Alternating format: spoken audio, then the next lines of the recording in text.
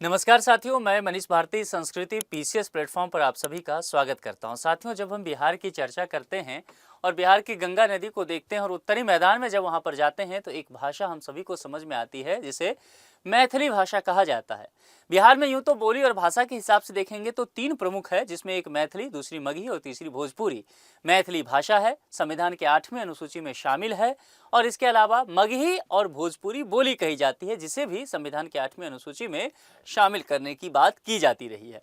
अब मैथिली को लेकर के यहाँ पर कुछ बातें कही जा रही है। निश्चित तौर पर हम सब जानते हैं कि मैथिली अनादिकाल से चली आ रही एक भाषा के तौर पर है। राज्यसभा में एक बार यह मुद्दा फिर से मैथिली को लेकर के उठा है कि मैथिली भाषा को डिजिटल पहचान देने की बात की जाए। अब इसको लेकर के क्या बातें की गई है, जरा यहाँ पर ये समझते हैं। मैथिली भाषा को मिले डिजिटल पहचान, राज्यसभा में संजय कुमार झा जो कि जदयू पार्टी से आते हैं, उन्होंने यह डिमांड किया है। क्या सब बातें कही गई है, पहले ये समझ लेते हैं। देखिए, जदयू सांसद हैं संजय कुमार झा, इन्होंने राज्यसभा में मैथिली भाषा के संरक्षण, संवर्धन और डिजिटल उपयोग को बढ़ावा देने के लिए महत्वपूर्ण मुद्दा उठाया। उन्होंने कहा कि मैथिली भाषा की प्राचीन लिपि, जिसे हम तिरहुता या वैदेही कहते हैं, वैदेही राजा विदेह के नाम पर आता है, वही नाम यहाँ पर कहा गया है। ठीक है, इसके गूगल कीबोर्ड, एंड्रॉयड, आईओएस और सोशल मीडिया प्लेटफॉर्म पर शामिल करने के लिए जरूरी कदम उठाने का केंद्र सरकार से ये आह्वान किया गया है। और जैसे कि हम जैसे टाइप कर रहे थे, देखिए रोमन आ गया, हिंदी में जाते हैं तो देवनागरी आया ना, ऐसा ही कहा जाता है कि ये जो तिरहुता और वैदेही है, ये लिपि है इसकी, किसकी? मैथिली की। जैसे हिंदी में हम लिपि इस्तेमाल देवनागरी कर रहे हैं ना, इंग्लिश में लिखने के लिए रोमन कर रहे हैं ना, इसी तरह से यहाँ पर कहा गया है कि आप इस स्क्रिप्ट को शामिल कर दीजिए एंड्रॉयड में, आईओएस में, गूगल कीबोर्ड में, ताकि जो लोग तिरहुता में टाइप करना चाहे उनके लिए वो आसान हो सके और उस वजह से मैथिली का विकास हो पाएगा, संवर्धन हो पाएगा। तो डिजिटल स्वरूप देने की बात की जा रही है। इस पहल से मैथिली भाषी लोग डिजिटली माध्यम से अपनी मातृभाषा में बात कर पाएंगे, अपने चीजों को व्यक्त कर पाएंगे, और निश्चित तौर पर यह कदम जो है मैथिली भाषा को समृद्ध करने के लिए निश्चित तौर पर एक अच्छा पहल के रूप में देखा जाएगा। और देश विदेश में जो करोड़ों मैथिली भाषी लोग रह रहे हैं, वह भी अपनी लिपि में डिजिटल अभिव्यक्ति के माध्यम से मैथिली भाषा को प्रस्तुत कर सकते हैं। डिजिटल समावेशन, मैथिली भाषा, तिरहुता, वैदेही लिपि और मैथिला का जो समृद्ध विरासत है, इन सब का संरक्षण इस एक बात से संभव हो सकता है। इन्होंने एक्स प्लेटफॉर्म के जरिए ये बातें भी यहाँ लिखता हुआ बताया। देखिए क्या लिखा है इन्होंने। मैथिली भाषा के संरक्षण, संवर्धन और डिजिटल उपयोग को बढ़ावा देने के उद्देश्य से राज्यसभा में आज एक महत्वपूर्ण मुद्दा उठाया।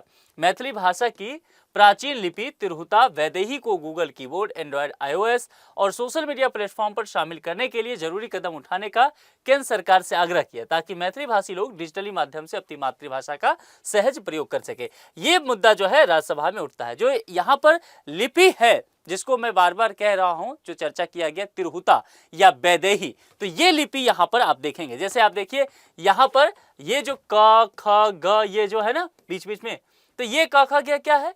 ये हिंदी है। और ये किस लिपि में है? क किस लिपि? ये क किस लिपि में लिखा गया है? देवनागरी लिपि में लिखा गया है। ठीक है, हिंदी भाषा।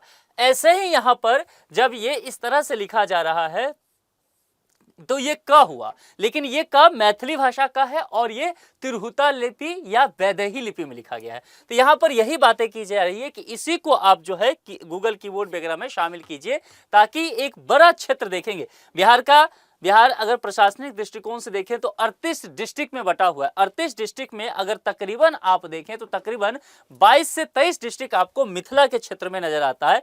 जो यह वाला हिस्सा देखेंगे पूरा, ये येलो वाला, ये पूरा एरिया जो है मिथिला के हिस्सा से जाना जाता है, जहां पर मुख्य रूप से कह सकते हैं कि मैथिली भाषा इस्तेमाल किया जाता है बोलने के लिए। हालांकि ये दो जगह जो है पश्चिमी और पूर्वी चंपारण, यहाँ के कुछ क्षेत्रों में आपको भोजपुरी की बहुलता भी देखने को मिलेगा, क्योंकि भोजपुर क्षेत्र से प्रभावित यह एरिया पड़ता है।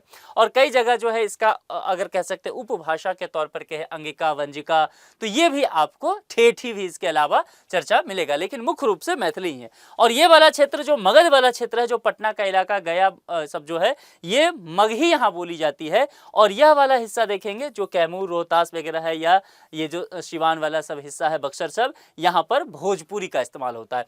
तो बिहार के इस मैप पर भाषा के नजरिए से समझ सकते हैं। तो यहाँ पर देखिए मैथिली भाषा एक बहुत बड़ा एरिया है और सिर्फ ये बिहार का है। अगर झारखंड के 6 डिस्ट्रिक्ट में चले जाए ना, जो देवघर वाला इलाका है, वहां पर भी मैथिली का इस्तेमाल होता है। और इसके अलावा नेपाल वाले हिस्से में जाएं, जो मधेशी प्रांत है, वहां भी मैथिली का इस्तेमाल होता है। तो कुल मिलाकर के मैथिली लोग काफी यहाँ पर अलग अलग एरिया में है। तो इनकी डिमांड को देखते हुए ये चर्चा यहाँ पर किया गया है। और मैथिली साहित्य के विषय में कहा जाता है कि बहुत ही समृद्ध साहित्य है। आदि कवि कहा जाता है विद्यापति को। और विद्यापति की रचना, चूंकि विद्यापति बंगला में भी रचना किए हैं और इसके अलावा मैथिली में भी रचना किए हैं, तो बहुत आदि कवि के नाम से इन्हें जाना जाता है। जैसे आप ये बहुत फेमस सुनते होंगे, जय जय भय रवि असुर भयावन पशुपति वामिन माया, ये विद्यापति की ही रचना है। तो निश्चित तौर पर उसी भाषा को और समृद्ध करने के लिए, उसको और मजबूती देने के लिए कहा जा रहा है कि उसको कीवर्ड में, गूगल कीवर्ड में शामिल कीजिए, iOS एंड्रॉइड पर शामिल कीजिए, ताकि मैथिली भाषी लोग अपनी भाषा को सही से अभिव्यक्त कर सके अपने लिपि के माध्यम से। आप में से कितने लोग मैथिली भाषी यहाँ पर हैं, जरा एक बार मुझे जरूर बताएं। और क्या आप चाहते हैं कि इसे कीबोर्ड जब आप इस्तेमाल करें तो क्या उसमें आपको तिरहुता लिपि मिले? दूसरी बात, आप में से कितने लोग यहाँ पर मगही बोली वाले हैं और भोजपुरी बोली वाली हैं? क्या आप ये चाहते हैं कि मगही और भोजपुरी को भी मैथिली की तरह संविधान के 8वीं अनुसूची में शामिल किया जाए और इससे भोजपुरी और मगही के स्तर में क्या समृद्धि आएगा? कमेंट करके जरूर बताएं। आज के लिए इतना ही। जुड़ने के लिए आप सभी का बहुत बहुत शुक्रिया। Thank you so much.